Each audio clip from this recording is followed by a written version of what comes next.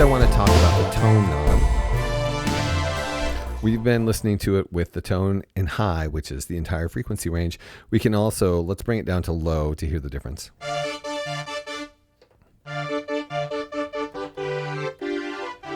It just provides a sort of, it's a filter, essentially. So it's taking off some of the higher frequencies. Listen to this sweet filter sweep. Now you have to have one. Okay, so we also could have it in the middle. So, which is to say you have a slight timbral sculpting possibility here. If you want your strings to be super bright, you can make them super bright. Or if you'd like them to be a bit darker, you can do that.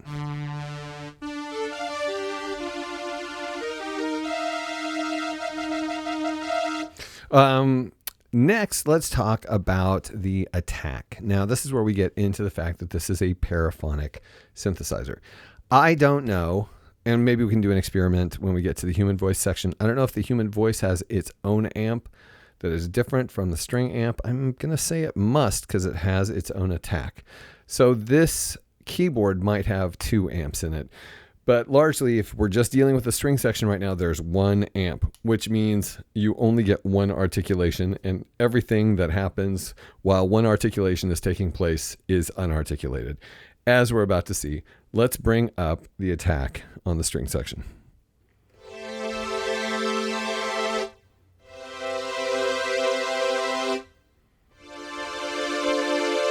Now, in most applications of this synthesizer in the late 70s, early 80s, people, if you're going to have strings in your song, you're largely probably playing block chords like I just was. So the attack sounds great.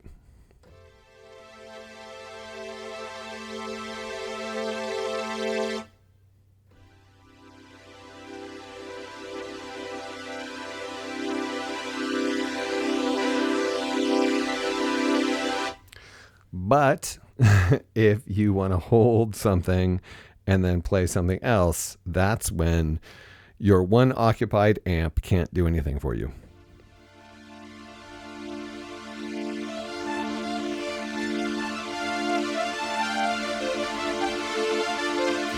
Which might be what you want, but let's face it, you'll notice that none of those notes I was playing on the top had that slow attack. So the attack basically is 1 amplitude envelope, and everything that is happening within that on the amplitude envelope goes unarticulated like this.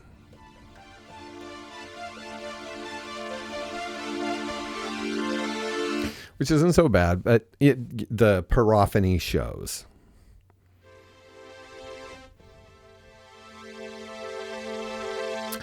And we can move on to the release where it also shows. Let's have a listen to the release. I'm going to put it really high.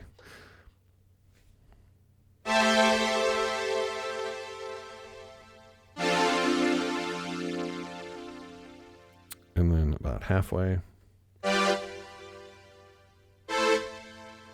It's kind of weird. You can hear the sound stop, and then there's just this kind of leftover down at the bottom. So it seems like, maybe this is a calibration thing, but it seems like if you really want a more realistic sounding release, you're going to have to push it up towards 10. Now I'm cutting those tails off with no attack.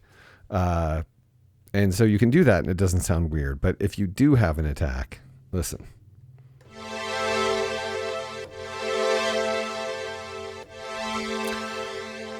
It will cut off the release tail to do the attack, which makes a very distinctive paraphonic noise.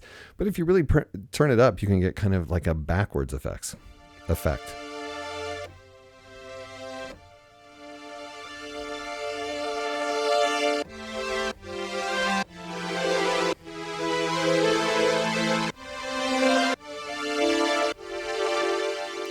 Which I think is one of the great strengths of a paraphonic arrangement like this, because wow, how often do you get the opportunity to get that sort of backwards effect? But yeah, again, with this setting, if you're not really careful, you're going to reveal the paraphonic nature.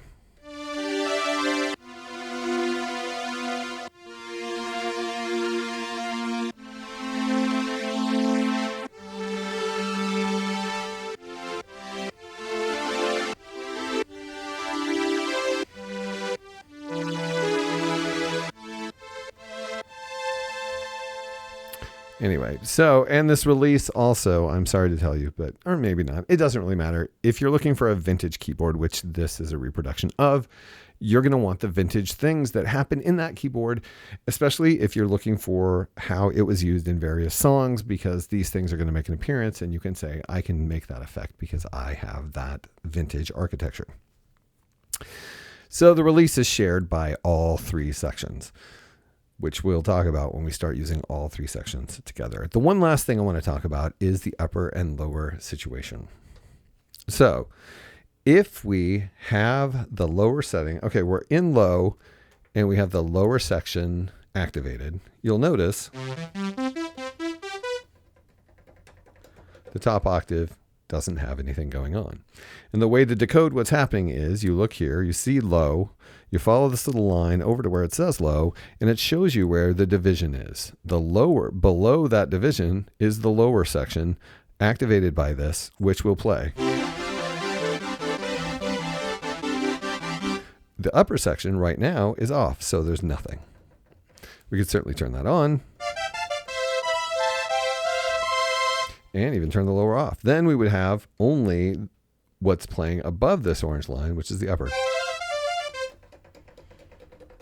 This is so we can have human voice in one section and strings in another section, or human voice in one section and strings and vocoder in another section. It allows us to mix and match various octaves and octaves, which I'm about to show you because we're going to switch to high and then something different is going to happen.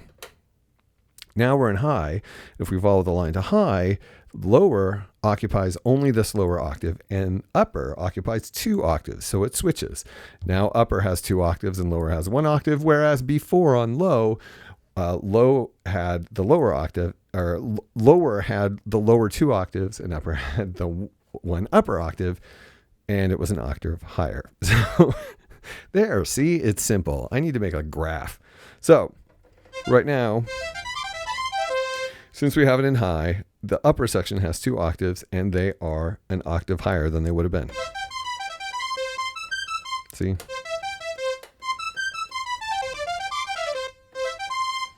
So that is basically how to figure out what the heck's going on with your various instruments. This switch, start with this switch, go to the section, go to what the switch is set to, and then you can tell where your lower and upper in all of your different sections are landing. Of course, it gets confusing in human voice because you have lower and upper that is made up of 2 then separate, distinct sounds and octaves mixed in. So yeah, it's a little more complex than you would expect for an instrument that is as simple as this is. But that is basically how it works.